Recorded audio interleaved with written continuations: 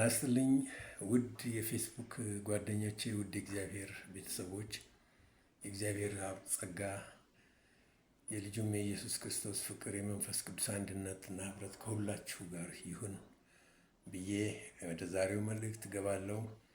ዛሬ ለረጅም ዓመታት ልነካው ያልሞከርኩትን ያልደፈርኩትን ርዕሰ ጉዳይ እንድንነጋገርበት መንፈስ ቅዱስ በልቤ ግድ ብሎኛል። ይህን ርዕስ መንካት ማለት ምን ማለት እንደሆነ ይገባኛል። በጣም ከባድና በጣም ብዙ ዋጋ የሚጠይቅ ነው። ብዙ መጸለይ፣ ብዙ መዘጋጀት የሚጠይቅ ርዕስ ነው። በዚህ የተነሳ ምናልባት ያሉኝ ሳያንሱብኝ ሌሎች ጠላቶችን ላለመጨመር በሚል ጉዳዩን ባላየ ሳልፈው ቆይቻለሁ። ሆኖም ግን በዚህ ጉዳይ ላይ የሚናገሩ ይህን ጉዳይ አንስተው እረ ጎበዝ ምን እየሆንን ነው የሚሉ የእምነት አባቶች ያው እንግዲህ ለጊዜው ያቀረቡትን መልእክት ማግኘት ስላልቻልኩኝ ማለት የመጣውን ነገር እንደ እግዚአብሔር ፈቃድ ለማስተናገድ በሚል ዛሬ ይህንን ነጥብ ይዤ መጥቻለሁ። እንደምትታገሱኝ፣ እንደምታደምጡኝ፣ አብራችሁኝ እንደምትጸልዩ፣ ለእኔም እንደምትጸልዩልኝ ተስፋ አደርጋለሁ። ዛሬ የማነሳው ርዕስ ክቡሩ ጋብቻ የገጠመው አበሳ የሚል ነው። ምናልባት እንደ ንዑስ ርዕስ አደባባይ ላይ ተጀምሮ አደባባይ ላይ የሚያልቅ ኑሮ ወይ ዘንድሮ ብዬዋለሁ። ሁላችሁም እንደምታውቁት እግዚአብሔር ከመሰረታቸው 3 ተቋማት መካከል አንዱ ጋብቻ ነው። የመጀመሪያው ነው እንደውም ጋብቻ ወይም ደግሞ ትዳር። ሁለተኛው ያው ሁላችንም እንደምናውቀው መንግስት ነው። በሶስተኛ ደረጃ ደግሞ የክርስቶስ ጉባኤ የሆነችው ቤተ ክርስቲያን ናት። እነዚህ 3 ተቋማት በሰው የተሰሩ አይደሉም። ሰው የሰራቸው፣ ሰው የፈጠራቸው አይደሉም። እግዚአብሔር ከጥንት የመሰረታቸው ናቸው። እነዚህ ተቋማት ኪዳናዊ ተቋማት ናቸው። ከነዚህ ተቋማት አንዱ እንግዲህ ዛሬ የምናነሳው ጋብቻ ወይም ትዳር ታላቅ አደጋ ላይ ከወደቀ ቆይቷል። በተለይ ከትዳር ጋር የተያያዙ ብዙ ነገሮች በከተማችን በአዲስ አበባ እንዲሁም በአጠቃላይ በሀገራችን በኢትዮጵያውያን መካከል የምንሰማው ነገር የሚያስገርም ነው። ምናልባት በእኔ ሀሳብ ነገሩ ትዕይንት ሆኗል ብዬ አስባለሁ። ድሮ የማናውቃቸው አዳዲስ ጉራማይሌ ልምምዶች ወደ ባህላችን፣ ወደ ቤተ ክርስቲያን፣ ወደ ሀገራችን ገብተው ምናልባት አንዳንድ ነገሮቻችንን እንደ ጨዋታ እንድንመለከት ሁሉ ሳያደርጉን አልቀሩም ብዬ አስባለሁ። ስለ ትዳር ስናስብ አሁን በቅርብ ጊዜ በጣም እየጎላ የመጣው ነገር ልጅትና ልጅ ወደ አንድ ስፍራ ይሄዳሉ። እዛ ስፍራ ላይ ኦፊሻሊ መርሃ ግብራዊ በሆነ አቀራረብ በአንድ ጉልበቱ ተንበርክኮ ቀለበት በአንድ እጁ ይዞ ታገቢኛለሽ ወይ ብሎ ይጠይቃታል። ያው እዛ የሚታዩት ስሜቶችን ሁላችንም አብረን ነው የምንጋራው። እሺ ትለዋለች። ከዛ በኋላ ታስቦበት የሽምግልና መላክ ስርዓት ይከናወናል። የሽምግልና መላክ ስርዓቱ፣ የጥሎሽ አጠላሉ በካሜራ እየተቀረጸ መርሃ ግብር ሆኖ ይፈጸማል። እንድናየው ደግሞ አደባባይ ላይ ይሰጣልናል። ሰርጉም እንደዚሁ ነው። መልሱ፣ ጨጉላ፣ ሽርሽሩ አደባባይ ላይ ይከናወንልናል። እንስቲቱ ገና ትዳሯ ተደላድሎ ቆሞ ሆዷ ጽንስ መቋጠር ሲጀምር ከነበረን ወግ ባፈነገጠ ሁኔታ አደባባይ ላይ ወጥታ ራሷን ለዓለም ሁሉ ለመግለጥ መቸኮል ልማድ ሆኗል። እዩልኝ።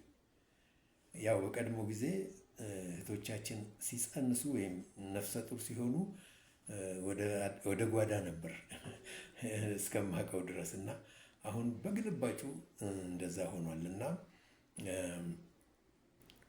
በዚህ ሁኔታ ነገሮችን አብረን እያየን አብረን ሴሌብሬት እያደረግን ጥቂት ሄዶ ያው ውሎ ሳያድር የሚከሰቱ ንትርኮች አሉ። ጋብቻዎቹ የሚፈጸሙት በተለያዩ አጀንዳዎች ስለሆነ ብዙ አይቆዩም። አብዛኛዎቹ ጋብቻዎች ብዙ አይቆዩም። እንደውም አንድ ወዳጄ 5 ቤተ እምነቶች ዙሪያ በዚህ ርዕሰ ጉዳይ ላይ ጥናት ነገር አካሂዶ ግኝቱ በጣም የሚያስደነግጥ ነገር እንደሆነ አካፍሎኛል። በዛ ግኝት መሰረት ብዙ ቤተሰቦች በተለይ በቤተ ክርስቲያን ዙሪያ ያሉ አልጋ ለይተው ክፍል ለይተው ለዓመታት አንድ ቤት ውስጥ ይሉኝታን በመፍራት ይኖራሉ እንጂ ጋብቻቸው በሕይወት ያለ አይመስልም ብሎኛል። እሱ ብቻ ሳይሆን በብዙ ቤተ ክርስቲያናት የመጀመሪያ ፍቺ የፈጸሙ እሱም ደግሞ ጥቂት ቆይቶ ዳግመኛ ሁለተኛ ፍቺ፣ ሁለተኛ ፍቺ፣ ሶስተኛ ፍቺ፣ ሁለተኛ ጋብቻ፣ ሶስተኛ ጋብቻ እያሉ ያው አንደኛው ተቋም ሲደብራቸው፣ አንደኛው ግንኙነት ሲደብራቸው በሌላ ግንኙነት ለማደስ እየተሞከረ ያለበት ሁኔታ እንዳለ አሳይቶኛል። እሱ በነገረኝ ሁኔታ በጣም አስደንጋጭ ነገር ላይ እንዳለን ለመገንዘብ ችያለሁ። ስለዚህ በተቻለ መጠን እነዚህ ጉዳዮች የሚፈጠሩ ጭቅጭቆች፣ ንትርኮች በጨዋ ደንብ በጓዳ የሚፈቱ መሆን ሲገባቸው ያው ከፍላጎት ማጣት ወይም ደግሞ ያሉበትን የቃል ኪዳን ግንኙነት ከመሰልቸት፣ የትዳር ጓደኛን ከመሰልቸት፣ ሚስትም ባልም ከዚህ አንጻር ስለሚፈጠር ወይም ደግሞ ሌላ አጀንዳ ኖሮ ይሄ ሁኔታ ስለሚፈጸም ይህን ያክል ቁብ የሚለው ሰው ጠፍቶ እንደውም ገበናውን በአደባባይ ላይ ደፍቶ ለሁላችንም ማሳየት እንደ ጀብድ የሚቆጠርበት ጊዜ ተደርሷል። ፍርድ ቤቶች ውስጥ ጉዳዩ ወደዛ ከሄደ በኋላ የሚካሄደው ሰጥ አገባ ሕግን ተከትሎ ፍቺ ውሳኔ ከተሰጠ በኋላ ደግሞ ልክ አደባባይ ላይ ያንን ይዞ የመውጣት እና አንዱ አንዱን የማሞገስም በብዛት አንዱ ግራ የሚያጋባን ፍቺ ከተፈጸመ ልጆች ከተበተኑ ትዳር ከፈረሰ በኋላ አንዱ አንዱን ከንቱ ውዳሴ አደባባይ ላይ እየተወጣ የሚሰጥበት ታሪካዊ ሁኔታ ላይ ሁሉ ደርሰናል። እነዚህን ሁኔታዎች የምታዩ ስለሚሆን አዲስ ነገር አይደለም እየነገርኳቸው ያለው። ትዳር ውስጥ የተፈጠሩ ልጆች በሁለት ዝሆኖች ግብግብ ምክንያት ሰለባ ሆነው በሰቆቃ በሰቀቀን ውስጥ መውደቃቸውን ምንም የምንክደው ነገር አይደለም። ስለዚህ በዚህ አቅጣጫ በጣም አሳዛኝ ሁኔታ ውስጥ የገባን ይመስለኛል። እንግዲህ ከዚህ አንጻር ገራሚው ነገር ማህበረሰባችን ገንብቶ ጠብቆ ያቆያቸውን ቤተሰብን ተንከባካቢ በጎ እሴቶችንም ይሁን የሃይማኖት አስተምህሮችን ጥሶ ፍቺ ፈጽመው ሲያበቁ የአንዳንድ ሰዎች አይናቸውን በጨው አጥበው አደባባይ ወጥተው የቀድሞ የትዳር ጓደኛቸውን እንደ መልአክ ሲያንቆለጳጵሱ መመልከት ለምደናል። ድርጊቱ እንደ ነውር መቆጠሩን አስረስተው ይልቁንም እንደ ክብር ይቆጠር ዘንድ እያለማመዱን፣ እያደፋፈሩን፣ መንገድ እየከፈቱልን ይመስለኛል። በተለይ አንዳንድ ሚዲያዎች ደግሞ እንደ አይነት ሰዎችን እያወጡ እንደ ጀግና ወይም ደግሞ እንደ ትልቅ ዋጋ እንደሚሰጧቸው አይነት ሰዎች አድርገው እንግዳ አድርገው ለሕዝብ ሲያቀርቡ መመልከት በጣም ያማል። ምክንያቱም ይሄ የሚያንጽ ማህበረሰቡ የሚማርበት የሚታነጽበት ምስክርነት አይደለም የምንሰማው ከነሱ እና ያ ግን እንደ ጀብደኝነት እንደ ዝና ተቆጥሯል። ከይቅርታ ጋር ይቆጠርልኝና የሚገርመው ፍቺ ከተደመደመ በኋላ ፍቺው የተፈረመበት ቀለም እንኳ ሳይደርቅ ለሁለተኛ ጋብቻ ወይም ለሶስተኛ ጋብቻ የሚታጩ የሚሞሸሩ ያንንም አደባባይ ላይ የሚያውጁልን በርክተዋል። የሌሎቹ ወይም በውጭ ያሉት የምንላቸው ምናልባት ላይመለከተን ይችል ይሆናል። ነገር ግን የእምነት ቤተሰብ ነን ብለን የምናስብ አልፎ ተርፎም አገልጋዮች ነን እንደ ዘማሪም፣ እንደ ሰባኪም፣ እንደ ጋብቻ አማካሪም፣ እንደ ሐዋርያም፣ ነቢይም፣ እንደ ፓስተር፣ ወንጌላዊም ወዘተርፈ መሆን የሚቃጣን ሰዎች መጽሐፍ ቅዱስ ስለ ጋብቻ ክቡርነት ጤና ሆኖ አንድ ጋብቻ እንዲቆይ ጥበቃ ሊደረግለት እንደሚገባ በየትኛውም ምክንያት የሚፈጸም ፍችን እግዚአብሔር እንደሚጠላ የመጀመሪያ ትዳርን አፍርሶ ሌላ ማግባት ደግሞ በትክክለኛ ስሙ አመንዝራነት ሳናሽ ሆነሙ ነው ማለት ነው። አመንዝራነት መሆኑን አስመልክቶ የሚሰጠውን ርቱ አስተምሮ እናምንበታለን ወይስ አናምንበትም ብዬ እንድጠይቅ አድርጎኛል። ወይስ ደግሞ ከመጽሐፍ ቅዱሳችን አስወግደነዋል እንዴ? እኛ ይዘን ከምንዞረው ምናልባት እዚህ ሴልፎን ላይ የምንጠቀምባቸው አንዳንድ ትርጉሞች ምናልባት በተዛባ መንገድ ያቀርቡልን ይሆን ብዬ አስባለሁ። ዳሩ ግን እኔ የእናንተን አላውቅም። እኔ እጅ ላይ የሚገኘው መጽሐፍ ቅዱስ ማለትም የግሪኩም የዕብራይስጡም የእንግሊዝኛውም የአማርኛውም ሆነ ኦሮሚፋው ትርጉም እነዚህ መጽሐፍ ቅዱሶች ጋብቻና ፍችን አስመልክቶ ተስማምተው የሚሉት አንድ ነገር ነው። ጌታ ኢየሱስ ክርስቶስ ፈሪሳውያን በጠየቁ ጊዜ የሰጣቸው መልስ በሁሉም ክፍሎች ውስጥ ወይም በሁሉም ትርጉሞች ውስጥ ይታወጃል። ምንድን ነው የሚላቸው? ስለዚህ ሰው አባቱንና እናቱን ይተዋል፣ ከሚስቱም ጋር ይተባበራል፣ ከባሏም ጋር ትተባበራለች ማለት ነው። ሁለቱም አንድ ሥጋ ይሆናሉ። እግዚአብሔር ያጣመረውን እንግዲህ ሰው አይለየው። እኔ ግን እላለሁ ያለ ዝሙት ምክንያት ሚስቱን ፈቶ ሌላይቱን የሚያገባ ሁሉን አስምሩበት፣ ከልሂቅ እስከ ደቂቅ፣ ከምዕመን እስከ አገልጋይ፣ ሐዋርያ፣ ፓስተር፣ ነቢይ፣ የቤተ ክርስቲያን ሽማግሌ የለም፣ ሁሉም ያመነዝራል፣ የተፈታችውንም ያገባ ያመነዝራል አላቸው። ስለዚህ መጋባት ይህንን ክፍል የሚነግራቸው ጌታ ኢየሱስ ክርስቶስ ማቴዎስ 19 ከቁጥር 3 እስከ 9 ባለው ክፍል ላይ ነው። በሌላ በኩል ደግሞ የዕብራውያኑ ጸሐፊ ምን ይለናል? መጋባት በሁሉ ዘንድ ክቡር፣ መኝታውም ንጹሕ ይሁን፣ ሴሰኞችንና አመንዝሮችን ግን እግዚአብሔር ይፈርድባቸዋል ይላል ዕብራውያን 13:4። ተጓዳኝ ምንባቦችም መጽሐፍ ቅዱስን ከዘፍጥረት ጀምሮ እስከ ራእይ ብትከፍቱ አይጠርሱም። ከዚህ ሀሳብ አንጻር ስሙሙ ነው የሚያቀርቡት ሀሳብ።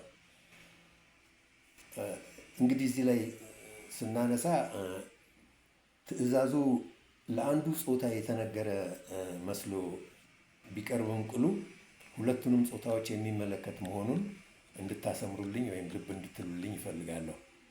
እዚህ ጋር ስለ ትዳር የሚነሱ ነገሮች ሁሉም ስለ ሴቷን ብቻ ወይም ወንዱን ብቻ የሚመለከቱ አይደሉም። የትዳሩን ተዋናዮች ሁለቱንም የሚመለከቱ ናቸው። እና ጎበዝ፣ ይህ ታሪክ ወይም ይህ ልምምድ የሚመለከተን ምስባኩን ማይክሮፎኑን ተቆጣጥረን ያዙኝ ልቀቁኝ የምንል አግብቶ ፈቶች፣ ደግሞም መልሶ አግቢዎች መጽሐፍ ቅዱስ አመንዝራ ናችሁ፣ አመንዝራ ደግሞ የእግዚአብሔርን መንግሥት አይወርስም ስለሚል ትወናችንን በምናከናውንበት እዚሁ አደባባያችን ላይ ንስሐ ገብተን ማይኩን አስቀምጠን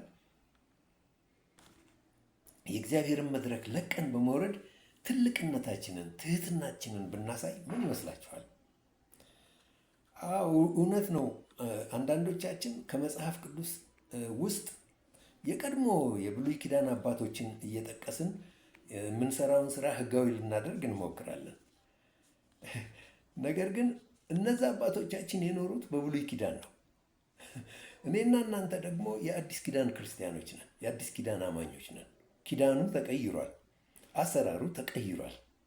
ስለዚህ እኔ እናንተ ራሳችንን መመዘን ያለብን በአዲስ ኪዳን መጽሐፍት እዛ ላይ በተገለጡልን መሰረታዊ እውነታዎች፣ ድንበር ዘለል ባህል ዘለል መርሆዎች እንጂ የጥንት አባቶቻችንን እየጠቀስን እነሱ ውስጥ ለመሸጎጥ ወይም በእነሱ ነገር ውስጥ የእኛን በደልና ኃጢአት ለመፈጸም እንደ ላይሰንስ ልንጠቀምባቸው አይገባም። በሌላ በኩል ደግሞ አንዳንዶቻችን አሁንም ባለችው አዲስ ኪዳን ቤተ ክርስቲያን ውስጥ በአመራር ደረጃ፣ ምናልባት በመሪነት ደረጃ፣ ምናልባት በሌሎች ልዩ ልዩ የኃላፊነት ደረጃዎች ላይ ያሉ ከዚህ ቀደም በሆነ አንድ አጋጣሚ ትዳራቸው ፈርሶ የመጀመሪያ ትዳራቸው ተበላሽቶ መልሰው ያገቡ ሰዎችን እንደ ዋቢ እየቆጠርን እንዴ እከሌ እንኳን አግብቶ የለ እንዴ እከሌ እንኳን ፈቶ ያገባ ሰው አይደለም እንዴ ምን ነውራለሁ ማንም የሚያደርገው አይደለም እንዴ እነከሌ ስንት ሰዎች ፈተው ያገቡ ልቁጠርልህ። አሁን እነሱ ሰዎች ፈተው አግብተው ሊሆን ይችላል። እነሱ ግን በዚህ ጉዳይ ላይ የኔና የእናንተ ምሳሌ ሊሆኑ አይችሉም። በዚህ ጉዳይ ላይ ራሳቸው አመንዝራ ከሚለው ጎራ ውስጥ የወደቁ ሰዎች ናቸው። የህይወት ምሳሌነት በዚህ ጉዳይ ሊሰጡን አይችሉም። እውነቱን ለመናገር እነዚህ ሰዎች ይህንን ሁኔታ በድፍረት እየፈጸሙ ያሉ ከሆነ አገልግሎት የሚለውን ነገር ቢያቆሙና ጥሩ ምዕመን ሆነው በቤተ ክርስቲያን ውስጥ ቢመላለሱ እመክራለሁ እንደ እግዚአብሔር ሰው። ምክንያቱም ለብዙዎች የመውደቅ ለብዙዎች የመሰናከል ምክንያት እየሆኑ ነው። ስለዚህ ወገኖች ሆይ ሰበብ አታብዙ። እኔና እናንተ የተመሰረትነው በክርስቶስ ኢየሱስ ላይ ነው። ክርስቶስ ኢየሱስ የእኛ ልዩ መገለጣችን ነው። እሱ ደግሞ በመንፈስ ቅዱስ አማካኝነት መጽሐፍ ቅዱስን እጃችን ላይ ሰጥቶናል። መሰረታችን በእግዚአብሔር ቃል ላይ ነው። ከዛ ውጪ ሰዎች አባቶች ለእኛ እንትን ሊሆኑልን አይችሉም። እያንዳንዱ ሰው ራሱ በሄደበት መንገድ የሚጠየቀው እሱ ነው። እዚህ ላይ ያለውን አስቡ። አመንዝራ የእግዚአብሔርን መንግስት አይወርስም ይላል። አመንዝራ ማለት ይሄ ብዙ ጊዜ ስንሰብክ ሰባኪዎች እናመናፍሰዋለን። መንፈሳዊ ሁኔታውን ብቻ ነው የምናሳየው። ማለት በእግዚአብሔር ላይ ሌላ ጣዖት ደርቦ ማምለክን የመሳሰሉትን ምናምን ማመንዘር ነው ተው እንላለን። ግን ሚስቱን ፈቶ የሚያገባውን ያው እየተሞዳሞድን እንድራለን እንደገናም ሌላ ላግባ ሲል። ይሄ በክርስቶስ ቤተ ክርስቲያን ውስጥ በጣም እንደ ነውር ሊታይ የሚገባው ጉዳይ ነው ብዬ አስባለሁ። ስለዚህ ስለ ጋብቻ ስናስብ ይሄን ጉዳይ የማቀርበው እንድትወያዩበትም ነው። አደራ እኔ ላይ አትቆጡ። እግዚአብሔርን ቃል ነው እየነገርኳቸው ያለሁት። የራሴን ሀሳብ ኮመንት አይደለም እየነገርኳቸው ያለሁት። ደግሞ ጌታ በልቤ ያስቀምጠው መልእክት ነው እያስተላለፍኩ ያለሁት። በዚህ ችግር ውስጥ ያላችሁና ለመመለስ የማትፈልጉ እግዚአብሔር ከፊት ለፊታችሁ መጥፎ ነገር እንደሚገጥማችሁ ነግሮኛል። በፍጹም አይቀናችሁ። ትውልዱን መረን ለቀነዋል። ስለዚህ አንድ ነገር እናስብ። አንደኛ ጋብቻ አንድ ወንድና አንዲት ሴት ብቻ መካከል የሚፈጸም እርሱም እስከ ሞት የሚጸና ቃል ኪዳናዊ ትስስር መሆኑን አትርሱ። በሁለተኛ ደረጃ ፍቺ ያለ ዝሙት ምክንያት ዝሙት ቢፈጸም እንኳን ልበሰፊዎች በይቅርታ ሊያክሙት መቻላቸው እንደተጠበቀ ሆነው ማለት ነው። ያለ ዝሙት ምክንያት መፍረስ የለበትም። በሶስተኛ ደረጃ አንዷን ፈቶ እስከ ፍጻሜ ሳያገቡ መኖር። ከፍቺ በፊት እስከ ፍጻሜ ሳላገባ መኖር እችላለሁ ወይ የእግዚአብሔርን ጸጋ ተደግፌ ብለህ መጀመሪያ ራስህን መጠየቅ ራስሽን መጠየቅ አለብሽ። ሳያገቡ ማለት ከሌላም በጎን ቅምጥም ምንም አስቀምጦ የሩካቤ ስጋ ግንኙነት ሳይፈጽሙ መኖር እችላለሁ ወይ? ሚስቴን ባሌን አሁን ተፋትቼ ብለን አስበን ቆርጠን መግባት አለብን። 2-3 ያስበን። ሌላ ሚስት ሌላ ባል ለመቀየር ወይም እንደገና ለማግባት የምንመኝ ከሆነ አመንዝራዎች ነን። ስለዚህ ይሄ ልምምድ በቤተ ክርስቲያንም በማህበረሰባችንም ዘንድ በአደባባይ ሊወገዝ ይገባዋል። አራተኛው አመንዝራ የእግዚአብሔርን ቁጣ የሚጠራ ኃጢአት ነው። ይሄን በግልጽ ማስተማር አለባት ቤተ ክርስቲያን። ማስተማር አለብን እኛ አገልጋዮች፣ የእግዚአብሔር አገልጋዮች ወገኖች። አመንዝሮች ደግሞ ማንም ይሆኑ ማን መድረክ መልቀቅ አለባቸው። አይደለም መድረኩን የእግዚአብሔርን መንግስት አይወርሱም ነው እያለ ያለው ቃሉ። የእግዚአብሔርን መንግስት የማትወርስ አንተ የማትወርሽ አንቺ እንዴት መድረክ ላይ ሆነሽ ልታገለግይ ትችላለሽ? እንዴት መድረክ ላይ በእግዚአብሔር መድረክ ላይ መሰዊያ ላይ ቆመ ማይክ ይዘህ መፎክር ትችላለህ? ሞራል የላችሁ። ውረዱ። ማናችሁም ሁኑ። ስለምወዳችሁ ነው፣ ስለማከብራችሁ ነው። ነጋችሁ የተሻለ እንዲሆን ከእግዚአብሔር ጋር ያላችሁን ነገር እንድታስተካክሉ ነው።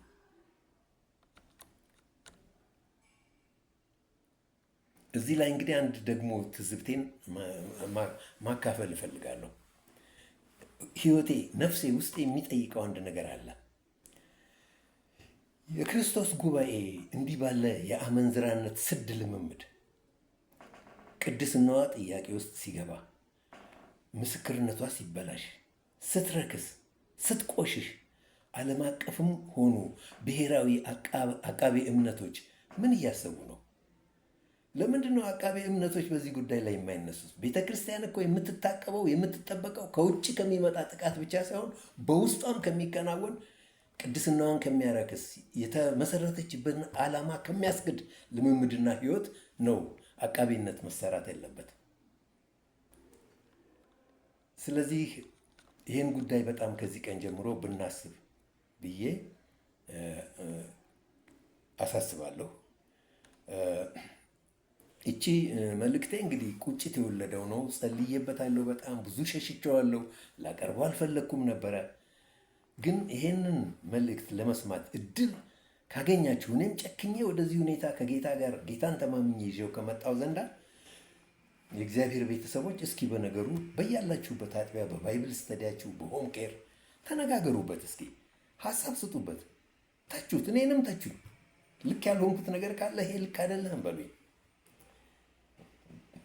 እነዚህ ጓዳችንን ያበላሹ የአደባባይ ልምምዶቻችንን እስኪ እንደገና እንፈትሻቸው። አንደኛ እነዚህ ነገሮች፣ እነዚህ ተውኔቶች ከስክሪን ላይ ቢወርዱ፣ ከሶሻል ሚዲያ ከመገናኛ ብዙሃን እንትን ላይ ወርደው በቤተ ክርስቲያን እንደ እግዚአብሔር ቃል ትሪት ቢደረጉ የአማኞቹ፣ ሌሎቹ ያው የሚጠብቃቸውን ነገር ቆርጠው የፈለጉትን ሊሆኑ ይችላሉ። እኛ በሌሎች የጌታ ባልሆኑት ሰዎች ወይም ደግሞ ጌታን ኢየሱስ ክርስቶስን መድኃኒት አድርገው ባልተቀበሉ ሰዎች ሕይወት ውስጥ ገብተን ዳኝነት አንሰጥም። ግን እነሱ አንደኛውን ፍርድ የሚጠብቃቸው ናቸው ያለ ክርስቶስ ስለሆነው ብቻ። ስለዚህ በጨለማ ስላሉ የሚያደርጉትን ነገር ላያውቁ ይችላሉ። እኛ ግን እንዴት? ስለዚህ ጓዳችንን እንፈትሽ።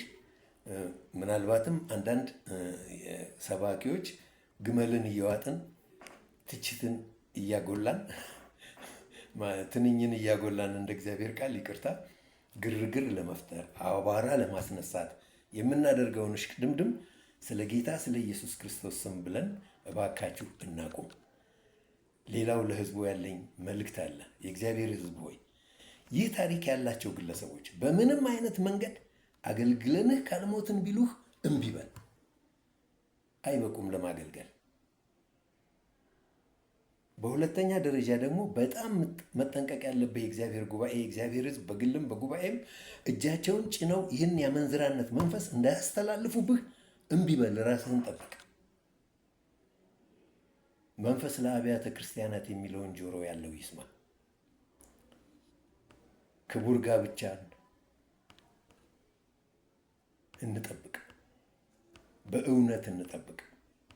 በቤተ ክርስቲያን ውስጥ ተኳርፋችሁ ተጣልታችሁ ሰው ምን ይለኛል በሚል አልጋ ለይታችሁ የምትተኙ ንስሐ ግቡ። በቤተ ክርስቲያን መድረኮች ላይ በመሪዎቻችሁ ፊት ንስሐ ግቡ። ይህን የፈረሰ የተበላሸ ነገራችሁን ለመስራት ማናቸውንም ዋጋ ስለ ክርስቶስ ስለ ልጆቻችሁ ስትሉ ክፈሉ። እጸልይላችኋለሁ ወገኖች ሆይ፣ እወዳችኋለሁ።